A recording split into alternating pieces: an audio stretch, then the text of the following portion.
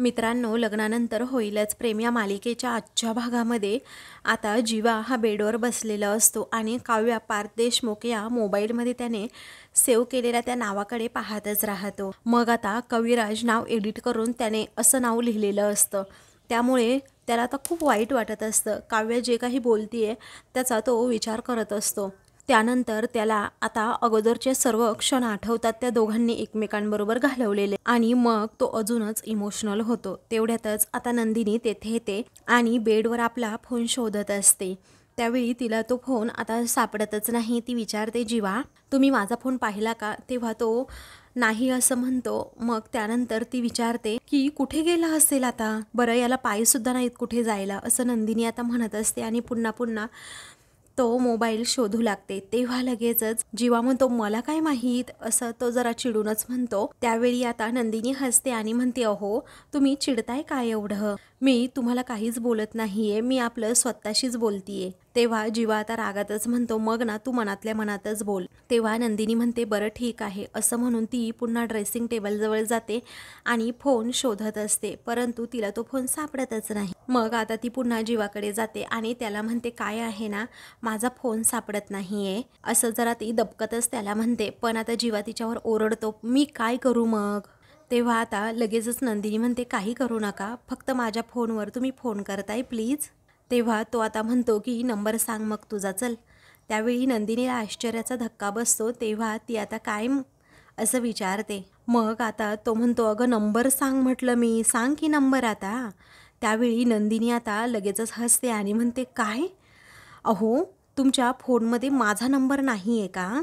तेव्हा जीवा आता विचारतो, आता हा काही प्रश्न आहे, आणि तुझा नंबर जर माझ्या फोनमध्ये सेव्ह असता तर मी प्रश्न विचारला असता का? नाही ना। मग आता ती लगेचच म्हणते, कमाल आहात तुम्ही, कमाल आहात, अहो या पूर्ण जगामध्ये ना तुम्ही एकमेव असा नवरा आहात ज्याच्या फोनमध्ये बायकोचा नंबर सेव्ह नाही आहे। अहो बायकोचा नंबर सेव्ह नाही आहे, असं म्हणून ती त्याला पुन्हा प्रश्न विचारते, अहो तुम्हाला माहिती आहे का, माझ्या बाबांना ना माझ्या आईचा फोन नंबर अगदी तोंडपाठ आहे, तोंडपाठ, आणि हे तुम्ही पहा, अहो मी तुमची एवढी मदत करते, माझा साधा नंबर सुद्धा नाही आहे तुमच्याकडे। तेव्हा तो आता तिच्यावर चिडतच विचारतो, अगं किती बोलणार आहेस तू, किती, जरा शांत राहा, तुला फोन हवाय ना, मग नंबर सांग की, आता मदत करतोय तर घे ना मग। तेव्हा मला मदत नकोय तुमची, मी माझी मदत करायला समर्थ आहे, असं नंदिनी पुन्हा एकदा त्या कपड्यांमध्ये शोधू लागते की नक्की मोबाईल कुठे गेला असेल। तेव्हा तो म्हणतो, अरे वा, असं म्हणून तिच्या अंगावर एक कापड फेकत गेली उडत, असं म्हणतो। तेव्हा नंदिनी आता म्हणते, अरे हा जो पसारा करता ना तुम्ही, त्यामुळेच मला माझ्या वस्तू सापडत नाहीत, हे पहा या पसाऱ्यामध्ये तुम्हाला तुमच्या वस्तू सापडत असतील पण मला नाही सापडत, अहो एवढा महत्त्वाचा फोन करायचा आहे मला, तुम्हाला माहीत नाही मला किती कामं असतात, असं म्हणून ती आता बोलू लागते।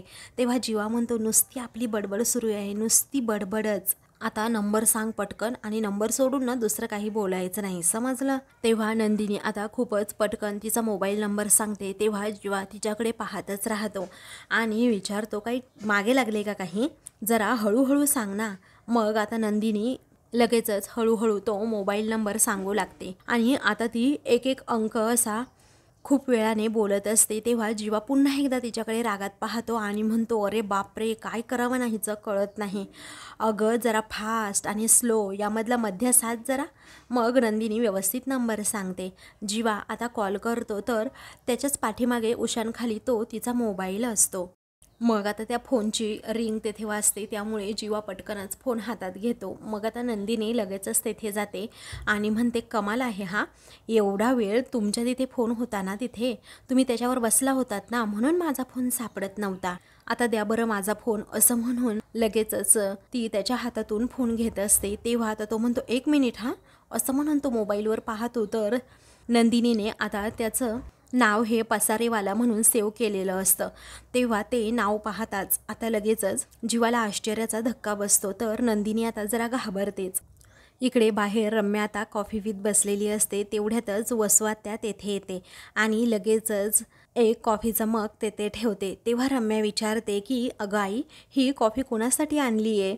मग आता वसू हसतच म्हणते, अगं ही आपल्या काव्यासाठी आणली आहे, मी बनवली स्वतः माझ्या हाताने, अगदी तिला आवडते ना तशी कॉफी बनवली आहे मी. तेव्हा रम्या म्हणते, अगं आई तू काव्यासाठी कॉफी बनवली? घरातील कोणी जर ऐकलं ना तर चक्कर येऊन पडतील लोक.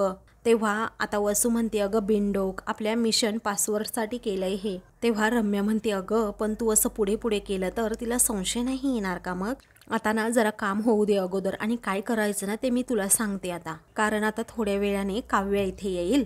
मग मी तिला अगदी प्रेमाने म्हणेल, काव्या अगं ये ना बाळा, अगं इथे मी तुझ्यासाठी तुझ्या आवडीची कॉफी केली आहे इथे. मग ती इथे बसेल. हा, मग तिचं हळूच लक्ष नाहीये हे बघून मी तुला लगेच खून करेल. मग तू तिला एक मेसेज पाठवायचास आणि मग मी म्हणेल, अगं बाई काव्या तुला मेसेज आलेला दिसतोय, बघ बरं कुणाचा आहे. मेसेज वाचण्यासाठी ती तिच्या फोनचा पासवर्ड हा एंटर करेल. अगं आता कळला का प्लॅन? त्यावेळी रम्या म्हणते, मला नाही वाटत पण असं काहीतरी ती करेल म्हणून. अगं कारण यापूर्वी ना मी तिला अनेकदा फॉरवर्ड मेसेजेस पाठवले होते पण तिचा कधीही रिप्लाय नाही आला. अगं मला वाटतंय ना तिच्याकडे माझा नंबरच सेव्ह नाहीये.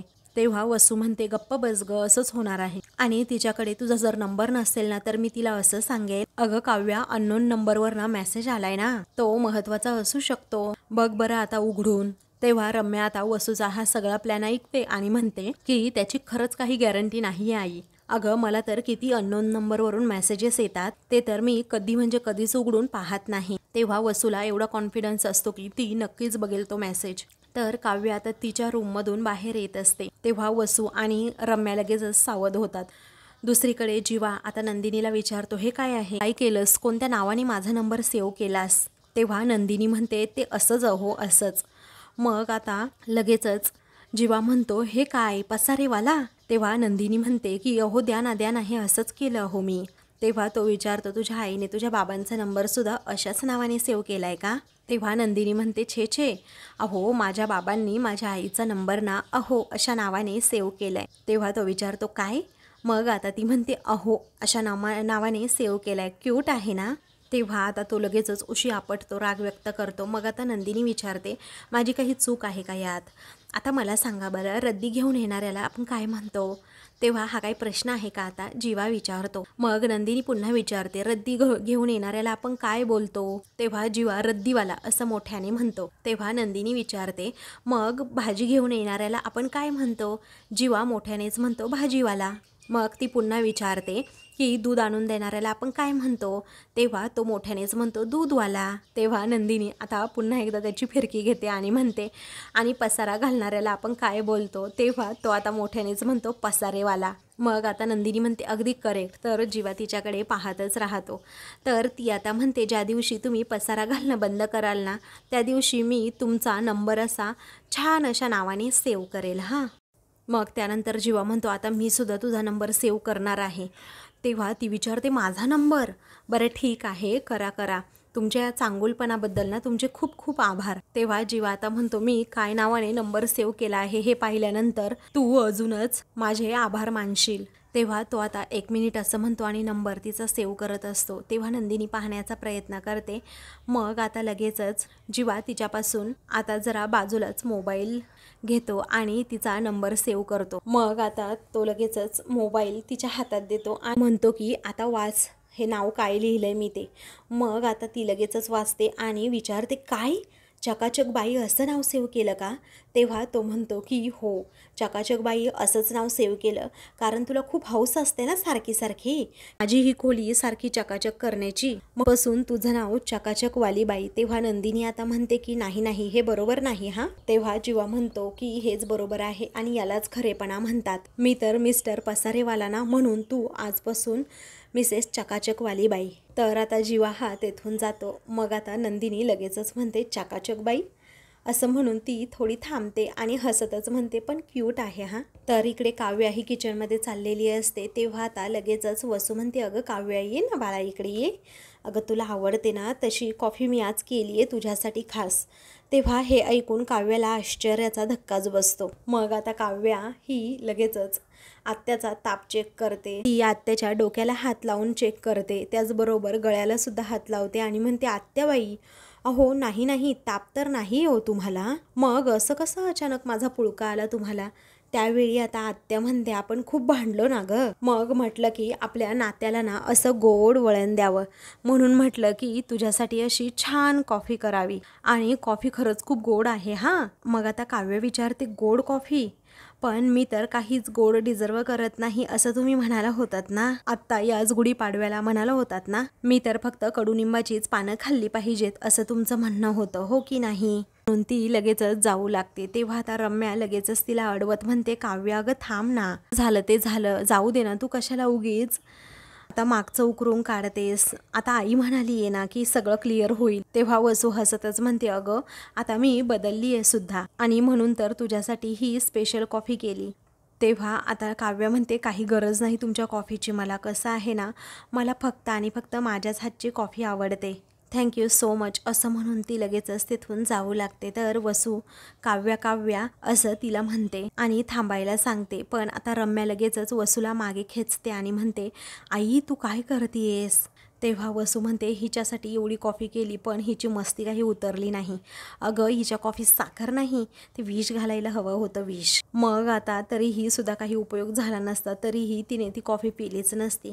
कारण तुझे असले फालतूचे प्लॅन असतात ना, त्याने काहीच होत नाही. तर वसू लगेचच म्हणते की माझ्याकडे दुसरा प्लॅन आहे. त्यावेळी रम्या म्हणते, काही नको, तुझा एकही प्लॅन मला अजिबात आवडत नाही आणि तुझा एकही प्लॅन सक्सेस होत नाही. त्यामुळे ऑन दी स्पॉट तिथे काय होतंय ना ते पाहूयात. चल आता तिथेच जाऊयात आपण, तिच्यावर बारीक लक्ष ठेवू असं आता त्या म्हणतात आणि दोघीही लगेचच आतमध्ये जातात. तेव्हा त्या दोघीही तेथे आतमध्ये गेल्यानंतर लगेचच काव्याच्या मोबाईलकडे पाहू लागतात. काव्या आता जोरातच त्या दोघींवर ओरडते, काय हवंय? मग त्या दोघीही आता जरा घाबरतात. तेव्हा तुला काही मदत हवी आहे का असं वसू विचारते. तेव्हा काव्या म्हणते, नाही नाही, काही मदत नको आहे तुमची, थँक्यू. मग त्या दोघीही पुन्हा मोबाईलमध्ये डोकावतात. तेव्हा काव्या विचारते, काय आहे? मग आता रम्या म्हणते, काही नाही, तुला कॉफी हवी असेल ना, धर ही कॉफी घे असं म्हणून कॉफीचा डबा आता ती लगेचच काव्याकडे देते. त्यानंतर त्या दोघी जातील असं काव्याला वाटतं की त्या तेथे जाता थांबतात. तर वसू आता पाणी पिण्याचं नाटक करते, फ्रीजमधून पाणी घेत असते. तर रम्या आता म्हणते की मला दूध तापवायचे, जरा सर्वांची कॉफी चहा राहिलाय ना, आता सगळेजण येतील ना बाहेर म्हणून.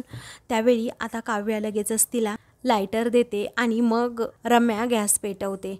पण तिचं लक्ष काव्याच्याच मोबाईलकडे असतं. त्यानंतर वसू पुन्हा काव्याच्या पाठीमागे येऊन उभी राहते आणि म्हणते की धर, गरमी आहे ना खूप, त्यामुळे थंड पाणी पी जरा. त्यावेळी काव्य म्हणते, काही गरज नाही, मी इंडिपेंडंट आहे आणि कसं आहे ना, मी आता ब्लॅक कॉफी पिणार आहे, त्यामुळे तुम्ही थंड पाणी देताय का मला असं म्हणून ती वसूला जायला सांगते. त्यानंतर आता काव्याच्या मोबाईलवर आरुषीचा फोन येतो. तेव्हा रम्या लगबगीने तो कॉल आता घेणार असते. तेव्हा आता काव्या ही म्हणते की फोन ठेव खाली, गुपचूप ठेव बरं खाली, तुला सांगितलंय ना एकदा की माझा फोन अजिबात तू हातात घ्यायचा नाही म्हणून असं म्हणून ती आता खूपच चिडते. तेव्हा आता रम्या फोन खाली ठेवते. त्यानंतर फोनसुद्धा कट होतो. तेव्हा आता काव्या लगेचच आपला फोन हातात घेते आणि जो पासवर्ड असतो ना तो त्या मोबाईलवर एंटर करते. मग आता रम्याची नजर त्या पासवर्डवरच असते. तेव्हा ती लगेच आरुषीला फोन करते. रम्या तो पासवर्ड पाहते आणि धावतच बाहेर येते. मग आता आरुषीला जॉईंट अकाउंटचा नंबर हवा असतो. तेव्हा काव्या म्हणते, अगं माझा पाठ नाही आहे, पण मी तुला पाठवते थोड्या वेळात. इकडे आता रम्या धावतच वसूकडे येते, तिला मिठी मारते आणि म्हणते की आपलं मिशन सक्सेसफुल झालं, कारण मला पासवर्ड समजला आहे 4566. तेव्हा वसू आता खूपच खुश होते आणि पुढे काय असं विचारते. रम्या म्हणते, अगो आता काय म्हणजे आता तिचं सिक्रेट आपल्या हातात येणार. तेव्हा वसू विचारते, अगं पण तिचा मोबाईल आपल्या हातात हवा ना आता. तर आता रम्याला लगेचच एक आयडिया सुचते आणि ती कल्पनाकडे जाते. कल्पनाला सर्व प्लॅन समजावून सांगते आणि एका ट्रेमध्ये ज्यूसचा ग्लास घेऊन काव्याच्या रूममध्ये जा असं सांगते. तेव्हा काव्याच्या अंगावर जर ज्यूस सांडवला तर त्या मला खूप बोलतील असं कल्पना म्हणते. तेव्हा त्याचे 1000 रुपये तुला वेगळे देईल असं आता रम्या म्हणते. पैसे देऊन तिने हे काम आता करवून घेतलेलं असतं. तेव्हा कल्पना आता खूप घाबरत असते. तर रम्या म्हणत असते, जा तू, काही होत नाही असं म्हणून ती तिला जायला सांगते. त्यानंतर लगेचच आता इकडे काव्या रूममध्ये असते. पार्थ आता फोनवर बोलत असते, तेथून जरा बाहेर गेलेला असतो। काही वेळानंतर काव्या कॉफी पित असताना तिचं लक्ष मोबाईलमध्येच असतं। मग आता लगेचच कल्पना तेथे येते आणि म्हणते, काव्या वहिनी, अहो तुमच्यासाठी मी ज्यूस आणलाय। तेव्हा अहो कल्पना ताई, पण मला ज्यूस नको आहे, आता मी कॉफी पिते ना, नको मला ज्यूस, सॉरी हां। मग आता कल्पना म्हणते, हो खूप गरमी सुरू झाली आहे ना, त्यामुळे तुमच्यासाठी ज्यूस बनवला आहे खास। मग काव्या म्हणते, अहो खरंच नको। तर रम्या आता तेथेच लपून बसलेली असते। मग कल्पना आता म्हणते की नाईलाज आहे। तेव्हा रम्या म्हणते, जा आतमध्ये पुन्हा। तेव्हा कल्पना पुन्हा आतमध्ये येते आणि काव्याला म्हणते, काव्यताई अहो घ्या की, असं म्हणून काव्याच्या ड्रेसवरच ती थोडा ज्यूस सांडवते। तेव्हा काव्याला मोठा धक्काच बसतो, पण ती आता चिडत नाही। ती म्हणते, ठीक आहे मी व्यवस्थित करते। तेव्हा सॉरी सॉरी हा ताई, अहो सॉरी हा, असं आता कल्पना म्हणते आणि मग लगेचच तेथून ती बाहेर जाते। तेव्हा काव्या आता लगेचच बाथरूममध्ये जाते, ड्रेस स्वच्छ करायचा असतो आणि ती मोबाईल तेथेच ठेवते। तेव्हा रम्या आता कोणीच तेथे नाही या संधीचा फायदा घेत लगेचच रूममध्ये जाते आणि तेथे गेल्यानंतर काव्याचा मोबाईल हातात घेते। आता तिला त्या किचनमधील प्रसंग आठवतात की तिने काय पासवर्ड टाकला होता। तेव्हा तो पासवर्ड लगेचच ती एंटर करते आणि त्यामध्ये कोणकोणते फोटो आहेत हे चेक करण्याचा प्रयत्न करते। काही पुरावा मिळतोय की काय हे तिला पाहायचं असतं, कारण काव्याचं कुणाबरोबर प्रेम प्रकरण सुरू आहे का आणि ते सर्वांसमोर कसं उघड करायचं हाच रम्याचा आता प्लॅन असतो। मग आता जीवा आणि काव्याचा जो फोटो असतो ना, त्या फोटोला काव्या क्लिक करते आणि तो फोटो पाहणार असते की कोण मुलगा आहे। पण आता नंदिनी तितक्यातच तेथे रम्याच्या हातातूनच तो मोबाईल ओढून घेत विचारते, तू इथे काय करते आहेस? काव्याचा मोबाईल का चेक करत होतीस?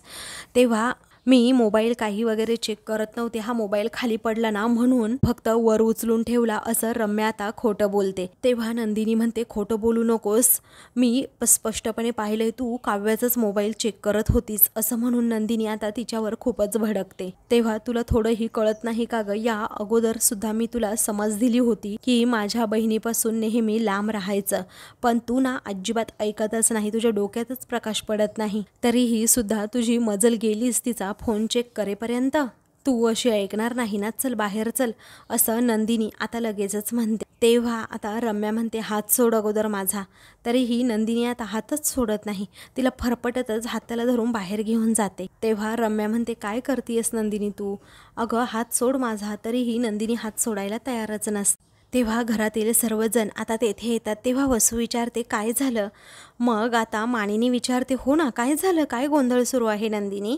मग आता नंदिनी म्हणते, आई इथे काय गोंधळ सुरू आहे ना, रम्यास तुम्हाला आता सांगेल। मग आता काव्या बाहेर येते आणि विचारते की फोन कुठे आहे माझा? तेव्हा नंदिनी म्हणते, तुझा फोन माझ्याकडे आहे आणि सुखरूप आहे, पण तुझ्या फोनवर ना कुणाची तरी नजर होती, असं नंदिनी रम्याकडे पाहत म्हणते। तेव्हा काव्या आता विचारते, म्हणजे काय? मग आता नंदिनी म्हणते की मी शेवटचं विचारतीये रम्या, तू बऱ्या बोलाने सांगणार आहेस का? सांगू सगळ्यांना इथे नक्की काय झालंय ते? रम्या आता खूपच घाबरते, तिला काय बोलावं सुचत नाही। रम्या मोठ्यानेच म्हणते, हे बघ तू जरा शांतपणे बोल हा माझ्याशी, आणि काय हे घराचं कोर्ट कशाला केलंस, कशाला उगीच एवढा ड्रामा करतेस? काहीही केलेलं नाहीये, असं रम्या रागातच म्हणते। तेव्हा नंदिनी म्हणते, तुला जर सांगायचं नसेल ना तर मीच सांगते आता सर्वांना तू काय केलंय ते। मग आता लगेचच नंदिनी म्हणते की ही रम्या काव्याच्या फोनमध्ये ना चोरूनच काहीतरी करत होती। तेव्हा सर्वांना मोठा धव्य विचारते, काय हिने माझा फोन घेतला होता? तेव्हा नंदिनी म्हणते, हो ही रम्या ना तुझा फोन चेक करत होती, नंदिनी सांगते। मग आता काव्या रागातच रम्याकडे पाहते। रम्या आता सारखीच नाही होऊन पडत असते। आता काव्या भडकते आणि म्हणते, रम्या तुला कोणी सांगितलं होतं माझ्या फोनला हात लावायला? आत्ताच मी तुला सांगितलं होतं ना की माझ्यापासनं माझ्या फोनपासनं लांब राहा म्हणून, अगं का अशी वागतेस ग? तेव्हा नंदिनी वाटेल ते बोलते, तू ऐकू नकोस तिचं, असं रम्या म्हणते। काव्या रागातच विचारते, का नाही ऐकायचं तिचं मी? ती माझी मोठी बहीण आहे, मी ऐकणार तिचं? तेव्हा लगेचच वसू म्हणते, काव्या माझ्या मुलीशी अशा शब्दात बोलायचं नाही आणि मला खात्री आहे माझ्या रम्याने असं काही केलं नसेल। तेव्हा नंदिनी म्हणते, वसू आत्या प्लीज रम्याला वाचवण्यासाठी ना यावेळी तुम्ही येऊच नका। मग आता नंदिनी पुढे म्हणते की रम्या मला एक सांग सर्वात अगोदर, तू काव्याच्या रूममध्ये काय करत होतीस? तेव्हा लगेचच रम्या म्हणते, प्लीज हे बघ ती पार्थची रूम आहे समजलं? नंदिनी म्हणते, एकतर तुला सांगते ती काव्या आणि तिच्या नवऱ्याची म्हणजे पार्थची रूम आहे समजलं, आणि त्या रूममध्ये तू काय करत होती? तेव्हा मी काव्याला भेटायला गेले होते तिथे, असं लगेचच रम्या म्हणते। तेव्हा काव्या तर रूममध्ये नव्हती, मग तू तरी काय करत होती तिथे, असं नंदिनी विचारते। आता काव्य रूममध्ये नव्हती हे मला रूममध्ये गेल्यानंतर समजलं आणि म्हणूनच मी असं म्हणून रम्या पुढे सांगत असते। तेव्हा नंदिनी म्हणते म्हणूनच तू तिचा फोन चेक करत होतीस ना। तेव्हा नंदिनी आता काव्याकडे तिचा फोन देते आणि तुझ्या फोनमध्ये सगळं काही व्यवस्थित आहे की नाही ते चेक कर बरं अगोदर असं नंदिनी म्हणते। मग आता काव्या अगोदर मोबाईलवर पासवर्ड एंटर करते आणि मोबाईल ओपन केल्या केल्या काव्याचा आणि जीवाचा त्यामध्ये नारळ पाणी पितानाचा फोटो असतो। तो फोटो पाहून काव्याला खूप मोठा धक्का बसतो तर जीवासुद्धा तो फोटो पाहून अगदी शॉकच होतो। तेव्हा आता लगेचच जीवासुद्धा काव्याकडे पाहत राहतो तर काव्यासुद्धा जीवाकडे पाहत असते। त्या भीती वाटते रम्या किंवा ताईने जीवाचा आणि माझा फोटो पाहिला तर नसेल। तर आता मित्रांनो पुढील भागामध्ये रम्या म्हणते तू विचारत होतीस ना काव्याचा मोबाईल चेक केला का, तर हो केला मी काव्याचा मोबाईल चेक। अगं या काव्याचं कुणाबरोबर लफडं चालू आहे हे बघण्यासाठी तुम्हा आईवडिलांचे संस्कार बघण्यासाठी नंदिनी तिच्या कानाखाली मारते आणि म्हणते आल्यापासून सहन करतोय आम्ही, त्यामुळे माझ्या आईवडिलांच्या संस्कारावर आणि बहिणीच्या चारित्र्यावर जायचं नाही, काव्यापासून 4 हात लांबच राहायचं असं नंदिनी घरातील सर्वांसमोर तिला चोप देत म्हणते। अशाच मालिकेंचे पुढील भाग पाहण्यासाठी चॅनलला सबस्क्राईब करा।